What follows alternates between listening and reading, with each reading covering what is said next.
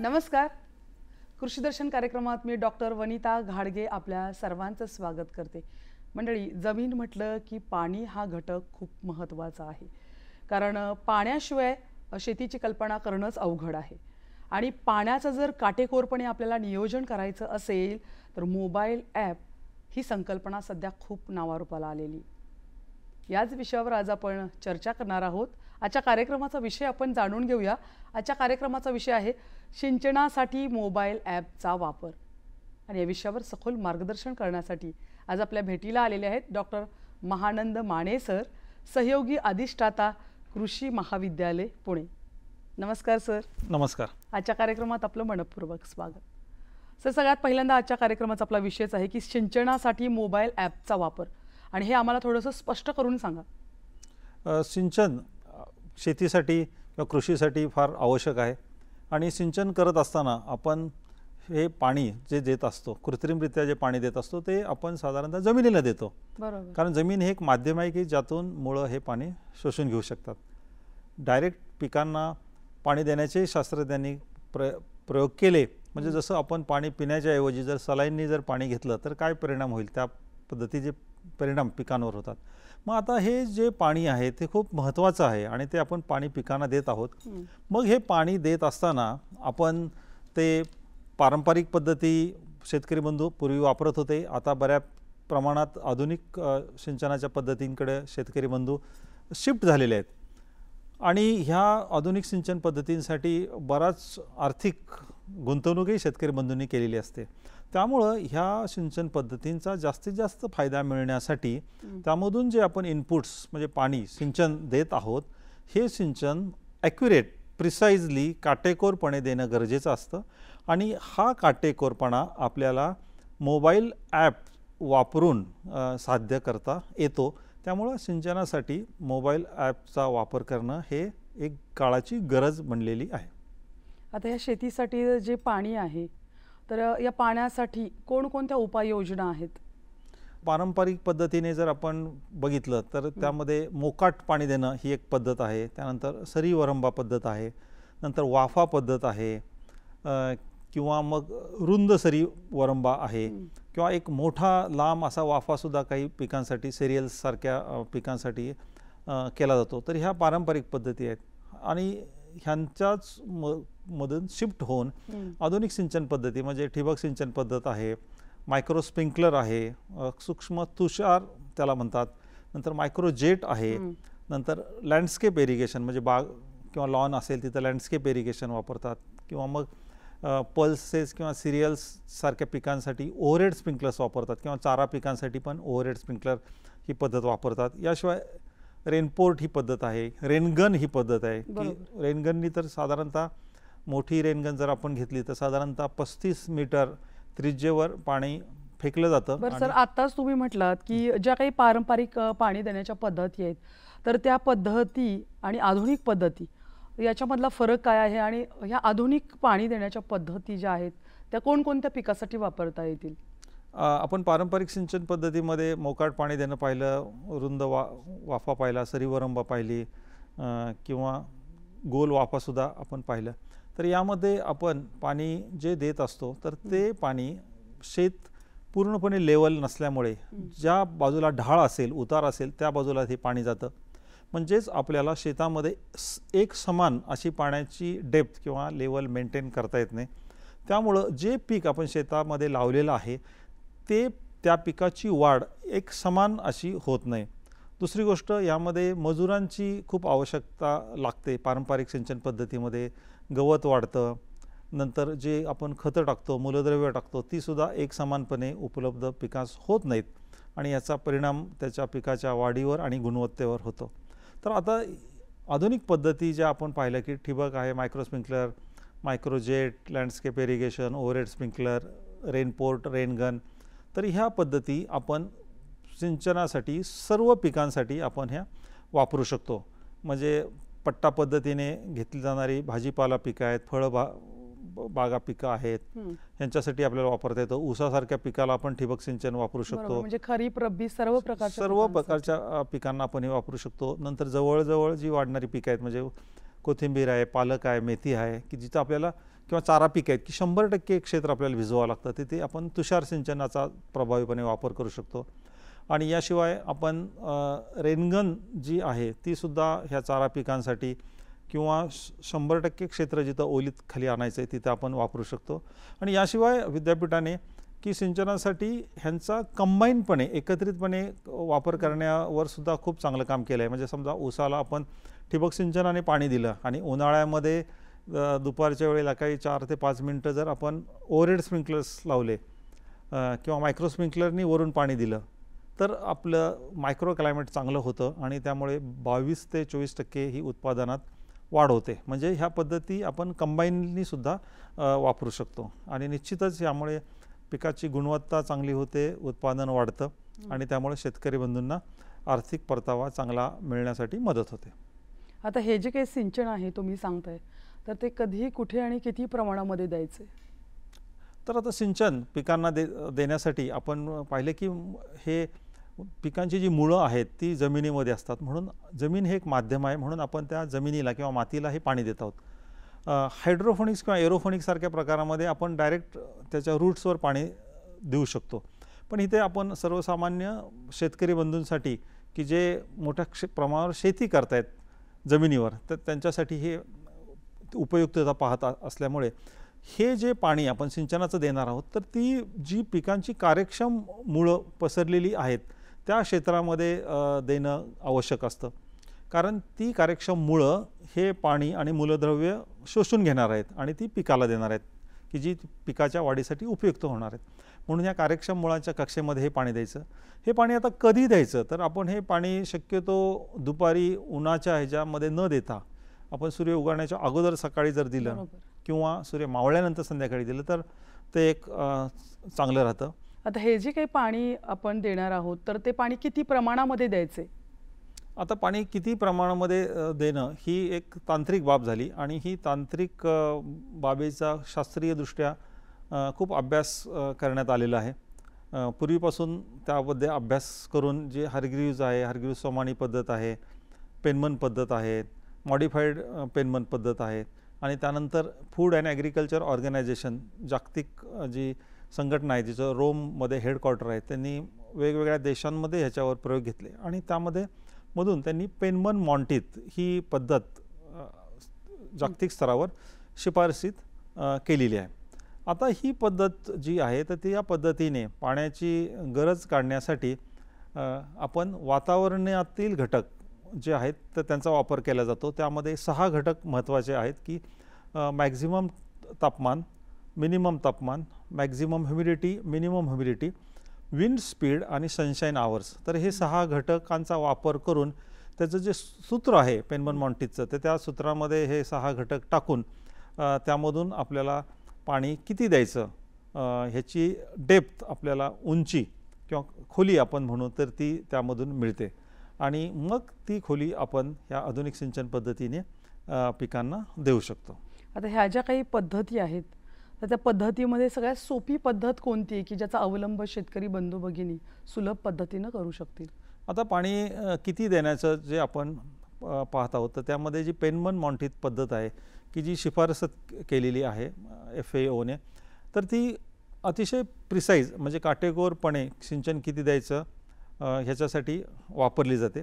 पण ही वापरत असताना ह्याच्यामध्ये जे 6 वेधशाळेमधून मिळणारे घटक आहेत तर त्यांचा वापर करणं गरजेचं आहे आणि हीच पद्धत ॲक्युरेटपणे शेतकरी बंधूंनी वापरावी की जेणेकरून पिकांमधून जे पर्ण बाष्पोत्सर्जन होत आहे ते रिप्लेस करण्यासाठी किती पाणी त्याला द्यावं लागेल हे ॲक्युरेटपणे शास्त्रीयदृष्ट्या सांगण्यात येतं. आजचा जो आपला विषय आहे तो ॲपचा विषय, तर बाजारामध्ये असे कोणकोणते ॲप्स सध्या उपलब्ध आहेत? बाजारामध्ये बऱ्यापैकी खाजगी कंपन्यांचे नंतर सरकारी कंपन्यांचे सर्व ॲप्स उपलब्ध आहेत. आता सर्वांचा उल्लेख करणं इथं उचित होणार नाही, पण आता जर सर्वसाधारणपणे की मोबाईल ॲपची जी संकल्पना आहे की आपण जी पेनमन मॉन्टिथ पद्धतीने 6 वेधशाळेतून मिळणारे घटक वापरून किती पाण्याची खोली द्यायची हे काढतो, पण हे काढणं थोडंसं किचकट काम असल्यामुळे जर हीच माहिती हीच जर सूत्र आपण मोबाईल ॲपमध्ये बॅकग्राऊंडला जर दिली तर ही दिल्यामुळं ह्या ॲपद्वारे आपल्याला शेतकरी बंधूंना सिंचनाच्या पाण्याची गरज काढणं सुलभ होऊ शकतं. तर त्या दृष्टीने ही बाजारात असलेली ॲप्सचा वापर होऊ शकतो. आता या संदर्भामध्ये तुमच्या विद्यापीठाचं काय संशोधन आहे किंवा काय तरतुदी आहेत ह्या ॲपच्या संदर्भामध्ये, ते थोडंसं सांगा. महात्मा फुले कृषी विद्यापीठ राहुरी याचं क्षेत्र 10 जिल्ह्यांमध्ये महाराष्ट्रामध्ये पसरलेलं आहे. सिंचनाच्या आधुनिक पद्धतींमध्ये आमच्या विद्यापीठाचं योगदान खूप महत्त्वाचं आहे, मोलाचं पूर्वीपासून राहिलेलं आहे. म्हणजे ठिबक सिंचनाचा जो पहिला प्रयोग होता महाराष्ट्रामध्ये तो सुद्धा आपल्या महात्मा फुले कृषी विद्यापीठाच्या राहुरी प्रक्षेत्रावर घेण्यात आलेला होता. त्याच्यानंतर जागतिक बँकेने आणि भारतीय कृषी अनुसंधान परिषद नवी दिल्ली यांच्या संयुक्त विद्यमाने राष्ट्रीय कृषी उच्च शिक्षण प्रकल्प याच्या अंतर्गत आम्हाला विद्यापीठाला हवामान अद्ययावत कृषी व जल व्यवस्थापन आधुनिक केंद्र असा हा प्रकल्प गेले 4 वर्ष राबवण्यात आला.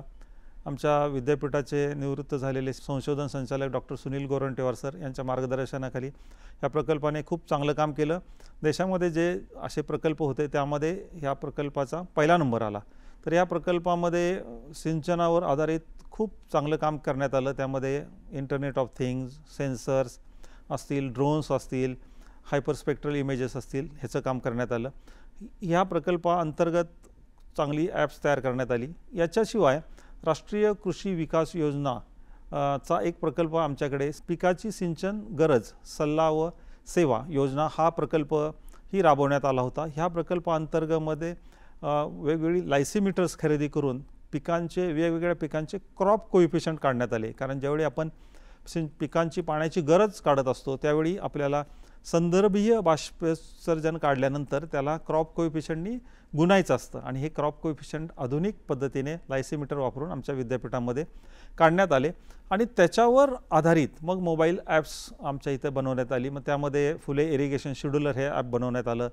त्याचं अपडेशन करून ॲटो फुले इरिगेशन शेड्यूलर बनवण्यात आलं. नंतर त्याच्यामध्ये अपडेशन करून स्मार्ट फुले इरिगेशन शेड्यूलर बनवण्यात आलं आणि त्याच्यामध्ये अपडेट करून फुले माती ओलावा आधारित सिंचन प्रणाली ही विकसित करण्यात आली. तर असं एक भरीव असं काम योगदान आमच्या महात्मा फुले कृषी विद्यापीठ राहुरीच्या अंतर्गत करण्यात आलेलं आहे.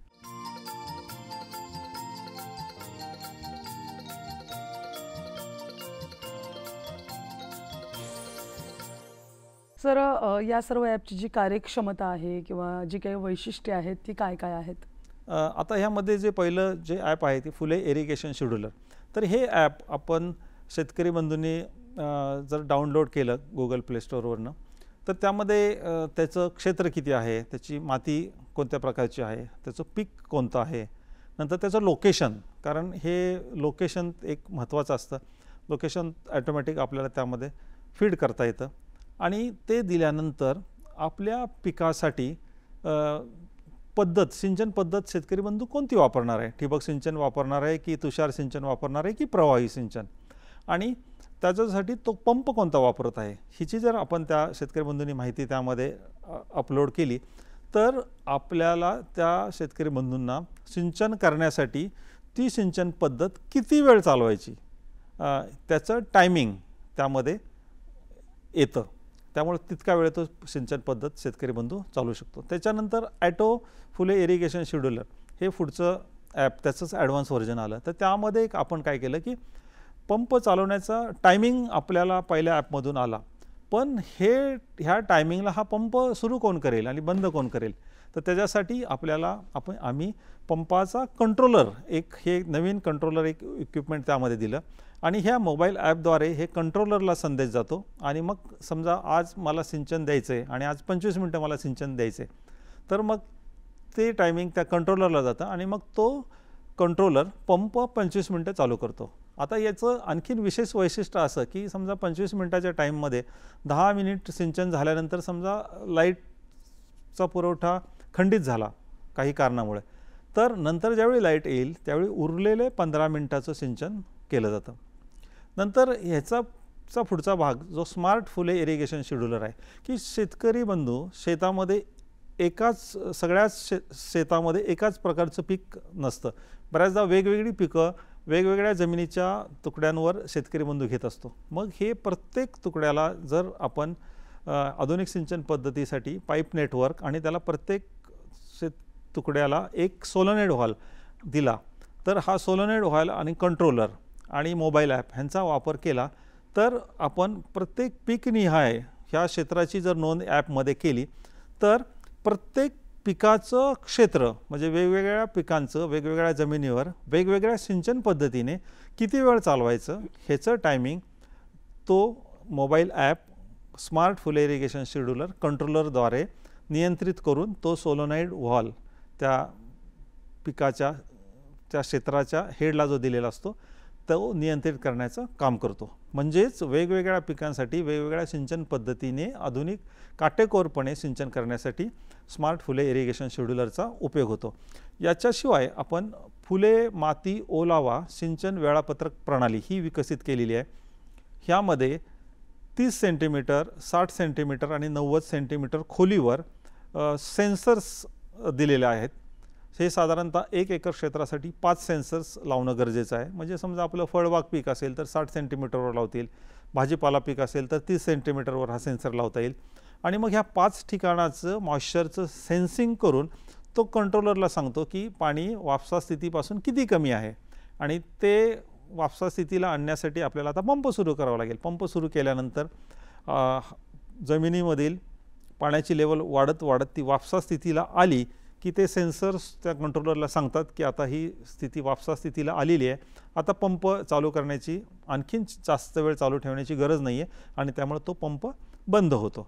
म्हणजेच आपल्याला मातीमध्ये जमिनीमध्ये पिकांना जरुरी इतकंच पाणी कार्यक्षम मुळाच्या कक्षेत देण्याचं काम ही सर्व मोबाईल ॲप्स करत आहेत. आता हे जे ॲप्स आहेत ते कुठे उपलब्ध होणार आणि त्याच्यासाठी शेतकरी बंधू भगिनींना कोणता फॉर्म किंवा कोणती माहिती भरावी लागणार आहे? ही जी आपण सगळी ॲप्स पाहिली की फुले इरिगेशन शेड्यूलर आहे, ॲटो फुले इरिगेशन शेड्यूलर आहे, स्मार्ट फुले इरिगेशन शेड्यूलर आहे किंवा फुले माती ओलावा आधारित सिंचन वेळापत्रक प्रणाली आहेत. तर ही जी ॲप्सचा जे मूळ ढाचा आहे किंवा मूळ सॉफ्टवेअर आहे ते गुगल प्ले स्टोअरवर मोफत उपलब्ध आहे. पण आता ह्यामध्ये जो ॲटो फुले इरिगेशन शेड्यूलरला आपल्याला कंट्रोलर लागणार आहे किंवा आपण पुढे स्मार्ट फुले इरिगेशन शेड्यूलरला सोलोनाइड व्हॉल्व हे बाजारामध्ये उपलब्ध असतात. पण त्यांचा जो कंट्रोलर आहे तो कंट्रोलर मात्र आमचं महात्मा फुले कृषी विद्यापीठाचा सेंट्रल कॅम्पसमध्ये हे जे पार्ट आहेत किंवा ह्या प्रणाली आहेत ह्या उपलब्ध आहेत. शेतकरी बंधू आमच्या विद्यापीठाला भेट देऊन तिथून त्या प्रणाली त्या घेऊ शकतात. आता हे जे काही ॲप्स आहेत शेतकरी बंधू भगिनींना वापरायचे तर त्याच्यासाठीच्या काय उपाययोजना आहेत? शेतकरी बंधूंना आमचा असा अनुभव आहे की आपण डायरेक्ट ॲपची माहिती सांगून त्यांना जर सांगितलं की हे ॲप वापरा तर सुरुवातीला थोडंसं शेतकरी बंधूंना कशाला शास्त्रज्ञांनासुद्धा हे वापरायला थोडंसं सुरुवातीला किचकट वाटतं. पण आता मोबाईल फोनचा वापर वाढत आहे. बऱ्यापैकी नागरिक शेतकरी बंधू सगळे स्मार्ट फोन वापरत आहेत. मग त्यांना हे ॲप कसं डाउनलोड करायचं, ह्या ॲपमध्ये माहिती कशी भरायची म्हणजे आपलं क्षेत्र कसं भरायचं, नंतर आपलं लोकेशन कसं टाकायचं, त्याच्यानंतर आपलं पीक पद्धती कशी टाकायची, सिंचन पद्धती कशी टाकायची, त्याच्याहून संदर्भी बाष्पस्पर्जन कसं त्यामध्ये रेकॉर्ड होतं, ह्याच्यासाठी आमच्या विद्यापीठामध्ये ट्रेनिंग दिली जातात. विद्यापीठाचं कार्यक्षेत्र जे 10 जिल्ह्यांमध्ये आहे त्यामध्ये पण आम्ही वेगवेगळी ट्रेनिंग घेतली. आत्तापर्यंत 1000च्या वर आम्ही प्रशिक्षणं घेतलेली आहेत. आणि हे ज्यावेळी शेतकरी बंधूंना स्वतः ऑपरेट करायला मी लावतो त्यावेळी त्यांना एक वेगळा आत्मविश्वास होतो आणि त्याचा परिणाम असा होतो की आता बऱ्यापैकी शेतकरी ही ॲप्स वापरत आहेत आणि त्यामुळं काटेकोर सिंचन करत आहेत. जे इनपुट्स शेतीमध्ये लागणारे आहे की पाणी तर त्याचा वापर हा अगदी जरुरी इतकाच ते करत आहेत आणि त्यामुळं त्यांच्या पिकांच्या उत्पादनात तर वाढ झाली आहे पण पिकांची गुणवत्ता पण सुधारलेली आहे आणि त्यामुळे त्यांना आर्थिक परतावा चांगला मिळण्यासाठी मदत होत आहे.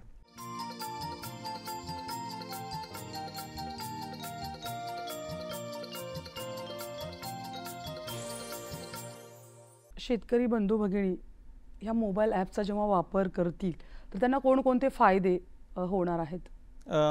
त्याच्यामध्ये मुख्य फायदा असा आहे की